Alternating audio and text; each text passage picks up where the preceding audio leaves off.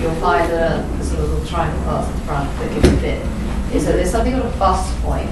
And unless you want to look like you have Madonna boobs, you always want to avoid sewing directly to the bust point. So this is what you find when you're doing bodices. It's a bit obscene, but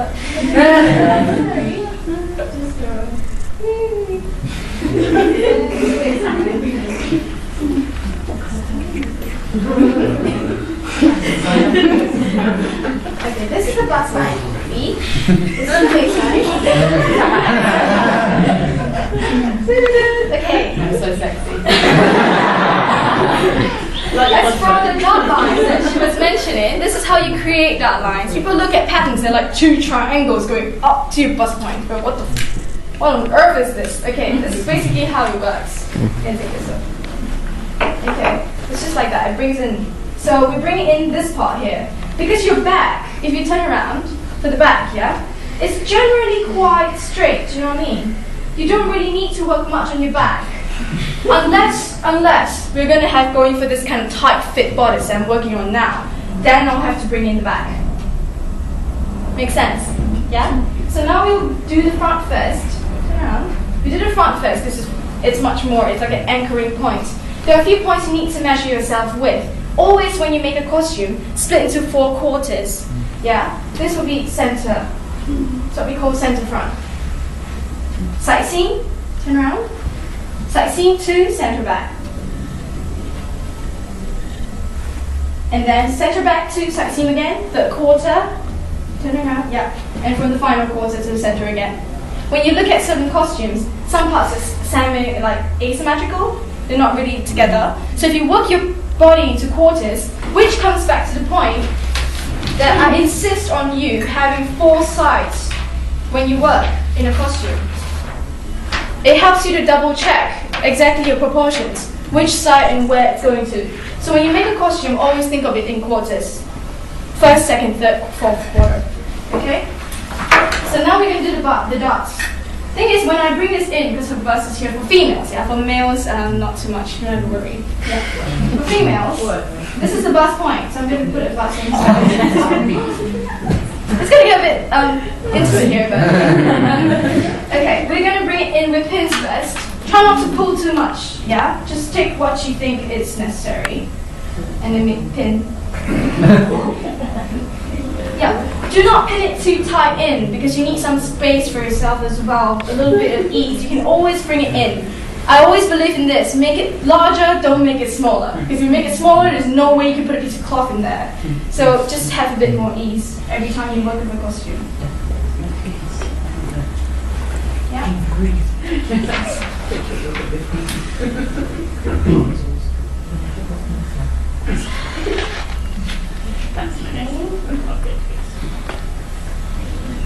Okay, once you pin it down, make a mark. One side of it, the other side of it as well. You'll know why later.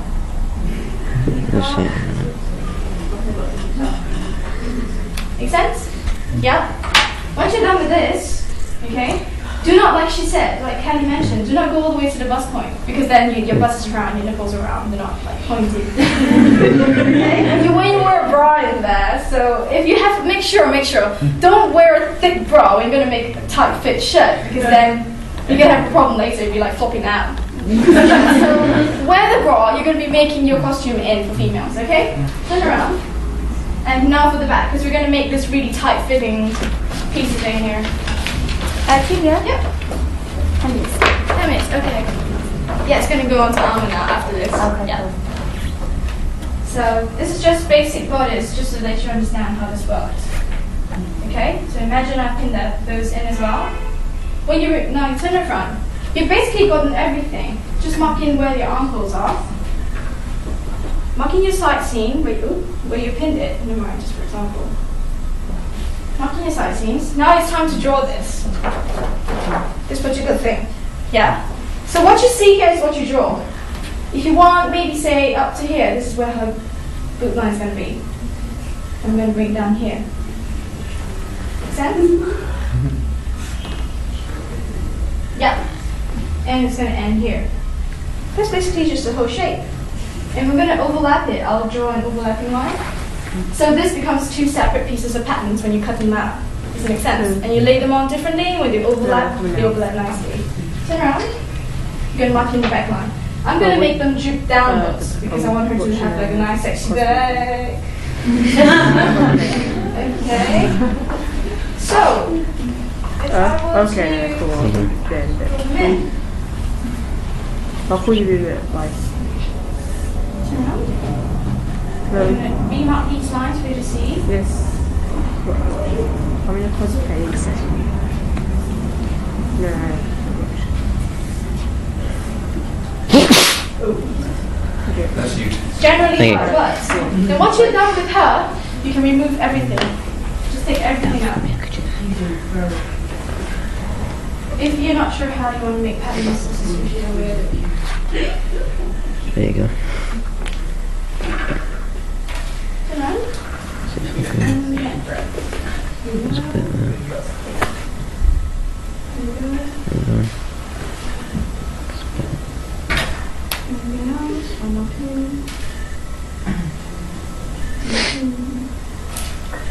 When you remove it, this is your back panel. Yep. Imagine the side seams here. You just have to cut this piece out. The side seam. Imagine it's drawn. Cut this whole piece out here. That will be your back pattern. Just lay it on whichever fabric you need. Cut accordingly. Sew them together. You have exactly the shape you want. This is your center front piece.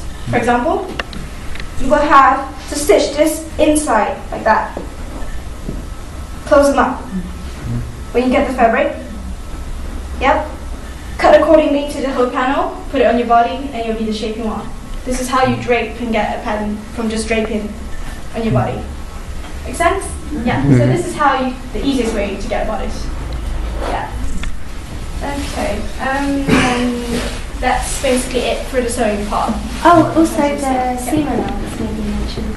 I mentioned 1.5 centimeters. Oh, sorry. Yeah, it's best to put 1.5 centimeters. Fashion usually uses 1 centimeter. I think that's a bit too little. Okay, sorry, just before I go on. For those of you who are using frame fabrics, this is the kind of shears you need to get. The one with the diagonal. Yeah? Exactly. Yeah, the zigzags. This is called pinking shears. Go to shop, I want pinking shears. You get this from John Lewis for about £6.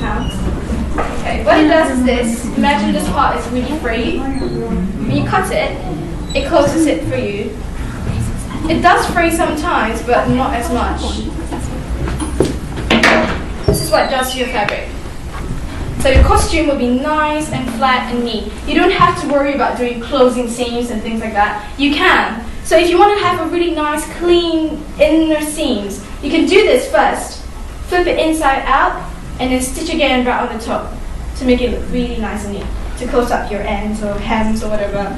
It'll be really good for If you're cosplays. using something very thin, like what Julia is wearing at the moment, you probably will want to use something called a French seam on the inside, because pinking shears probably won't work too well.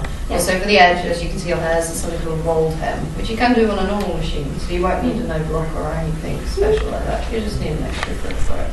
So obviously you've got to bear in mind lightweight fabrics do differ a little bit, but Yeah, I won't go too much into detail about seams. If you have any problems with seams and you want to know what French seam is, what a jean seam is, come back to us and we can tell you after the class. We have also posted up a Facebook page. You can add us as a friend. Just go to Facebook and look for Let's Cosplay. I just started it yesterday and I put a hakama pattern there for anyone who wants to make a nice, authentic Omamori hakama. The one that this dude here is wearing. Yeah, it's really, really simple. It's like put fabric there, cut it out, fold it, you get this. Yeah? So it's going to be there, the very first pose. You also see me with like a really awkward, the profile picture is this person with a really awkward helmet that's not done. So I don't have any other pictures with that. With that, I'm going to move on to armor.